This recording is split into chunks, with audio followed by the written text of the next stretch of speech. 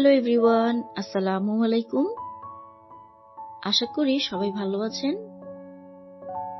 Noodles বা pasta কম বেশি আমাদের সকলেরই প্রিয়।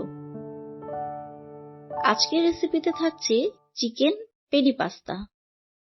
হুবহু রেসিপিটি ফলো করে তৈরি করলে এর স্বাদ রেস্টুরেন্টের স্বাদকেও হার মানাবে। আশা করি আমার আজকের রেসিপিটি আপনাদের ভালো লাগবে। এই রেসিপিটি ভালো লাগলে একটা লাইক দিয়ে আমাকে কমেন্ট করে জানাবেন। আমার চ্যানেলে নতুন হয়ে থাকলে চ্যানেলটিকে সাবস্ক্রাইব করতে ভুলবেন না। চলুন তাহলে চিকেন পেনি পাস্তার এই রেসিপিটি দেখে নেই। চিকেন পাস্তা তৈরি করার জন্য আমি এখানে শেফস বাস্কেটের একটি পেনি পাস্তা নিয়ে নিয়েছি। এখান থেকে 1.5 কাপ পরিমাণ পাস্তা আমি আজকে রান্না করব। আপনারা চাইলে আপনাদের পছন্দ অনুযায়ী যে কোনো ব্র্যান্ডের যে কোনো ডিজাইনের পাস্তা ব্যবহার করতে পারেন। 1.5 কাপ পরিমাণ পেনি পাস্তা নিয়ে নিয়েছি। এই পাস্তাগুলোকে ফুটন্ত গরম পানিতে 10 মিনিটের জন্য সেদ্ধ করে নেব। চুলায় একটি পাত্র বসিয়ে দিয়েছি। পানিটা ফুটে আসলে দিয়ে দিচ্ছি 1.5 কাপ পরিমাণ পেনি পাস্তা। সাথে দিয়ে দিচ্ছি 1 চামচ পরিমাণ সয়াবিন তেল এবং 1 চা চামচ পরিমাণ লবণ। টাইম সেট করে দিচ্ছি 10 মিনিটের জন্য। সব ধরনের পাস্তা সেদ্ধ হতে কিন্তু সেম টাইম লাগে না। পাস্তার সাইজ অনুযায়ী পাস্তা সেদ্ধ হতে কম বা বেশি সময় লাগতে পারে। আপনারা যেই পাস্তাই ব্যবহার করেন না কেন একটু খেয়াল রাখবেন যেন খুব বেশি নরম বা শক্ত থেকে না যায়। আমার এই পাস্তাটি 10 মিনিটে পারফেক্টলি সিদ্ধ হয়ে যাবে। 10 মিনিট পর আমি একটি পাস্তা চেক করে নিচ্ছি। পাস্তাগুলো সেদ্ধ হয়ে গিয়েছে। এটাকে আমি এবার ঝরিয়ে নিচ্ছি। সাথে সাথেই ট্যাপের পানি অন করে পাস্তাগুলোকে ধুয়ে নিচ্ছি। পাস্তাগুলোকে আমি সাথে সাথেই ঠান্ডা করে নেব, তা না হলে গরম ভাপে পাস্তাগুলো এক্সট্রা বয়েল হয়ে যাবে।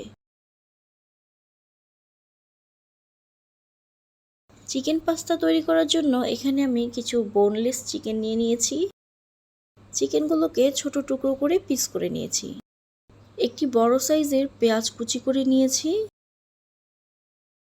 আরও লাগবে টমেটো পেস্ট 1/2 কাপ পরিমাণ, কিছু রসুন কুচি নিয়ে নিয়েছি এবং ঝাল অনুযায়ী 2 থেকে 3টা কাঁচামরিচ। আরও লাগবে একটি ডিম। রান্নায় চলে যাচ্ছি।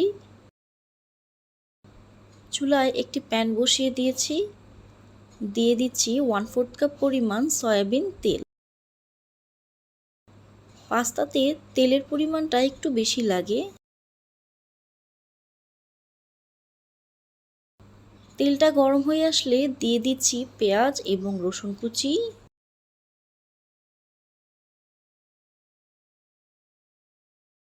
অপেক্ষা করব পেঁয়াজটা কিছুটা নরম হয়ে আসার আগ পর্যন্ত।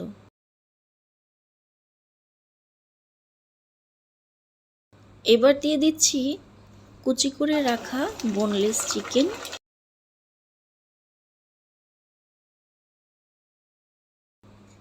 চিকেনের জন্য সামান্য পরিমাণ লবণ দিয়ে দিচ্ছি এবং দিয়ে দিচ্ছি 1 চিমটি পরিমাণ গরম মশলা।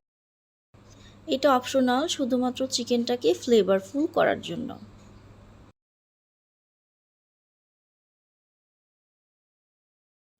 আমি এখানে ফ্রোজেন করে রাখা টমেটো দিয়ে দিচ্ছি 1/2 কাপ পরিমাণ।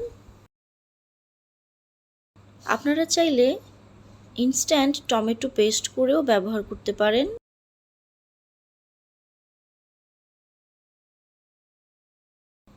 গোলমরিচের গুঁড়া দিয়ে দিচ্ছি 1/2 চা চামচ পরিমাণ।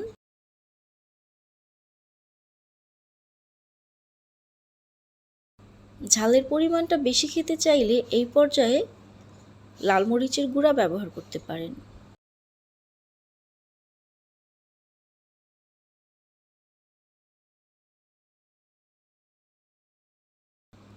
ঢাকনা দিয়ে ঢেকে দিচ্ছি চিকেনটা সেদ্ধ হওয়া পর্যন্ত।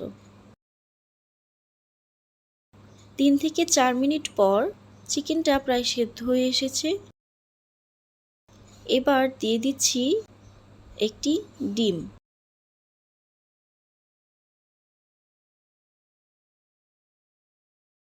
ডিমটাকে ভেঙে চিকেনের সাথে ভালোভাবে মিশিয়ে নিচ্ছি। এখন দিয়ে দিচ্ছি ম্যাগি ম্যাজিক মশলা। পাস্তার সাথে যে মশলাটা দেয়া থাকে আপনারা চাইলে সেই মশলাটাও ব্যবহার করতে পারেন। আমার পাস্তার সাথে কোনো মশলা দেওয়া ছিল না, তাই আমি এখানে ম্যাগি মশলাটি ব্যবহার করছি।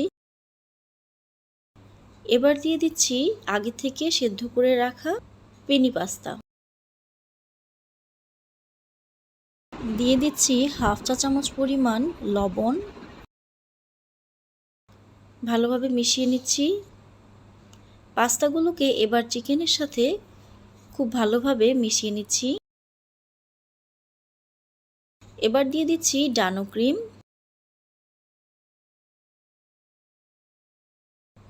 আমি আজকে ডানোর এই স্টেরালাইজড ক্রিমটি ব্যবহার করছি। এই ক্রিমটি ব্যবহারের ফলে পাস্তাটির মধ্যে একটা ক্রিমি টেক্সচার চলে আসবে এবং খেতেও ভালো লাগবে। আপনাদের হাতের কাছে ক্রিম না থাকলে এই পর্যায়ে 1 টেবিল চামচ পরিমাণ গুঁড়া দুধ ব্যবহার করতে পারেন। এতে করেও পাস্তাটি খেতে ভালো লাগবে।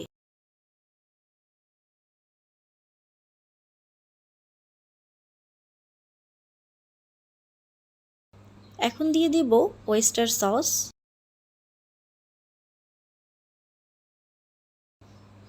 1 টেবিল চামচ পরিমাণ ওয়েস্টার সস দিয়ে দিচ্ছি। আবারও মিশিয়ে নিচ্ছি। পাস্তাটি নামানোর আগে দিয়ে দিচ্ছি টমেটো সস। এবার আমি চুলাটি অফ করে দেব এবং এই সসের সাথে পাস্তাগুলোকে নেড়েচেড়ে নামিয়ে নেব। আমার চিকেন পেনি পাস্তা তৈরি হয়ে গিয়েছে। আশা করি আমার আজকের রেসিপি আপনাদের কাছে ভালো লেগেছে। বাসায় অবশ্যই ট্রাই করবেন। সবাই ভালো থাকবেন। দেখা হবে অন্য কোনো রেসিপিতে। আল্লাহ হাফেজ।